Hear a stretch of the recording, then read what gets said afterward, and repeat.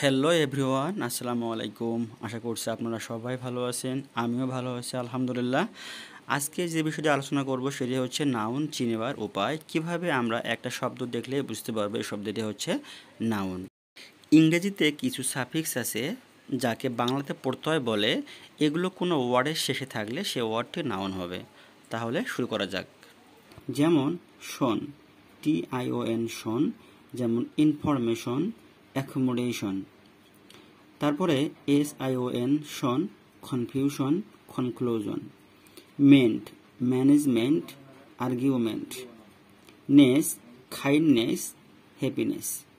Hood, childhood, livelihood. Dom, freedom, wisdom. Ship, friendship, partnership. Age, marriage, orphanage. TH, growth, faith.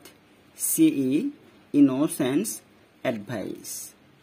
COI, accuracy, agency. TOY, honesty, beauty. Let, booklet, sublet. URE, R, যেমন pleasure, measure. যেমন ISM, ism, heroism, nationalism. Tude, magnitude, solitude.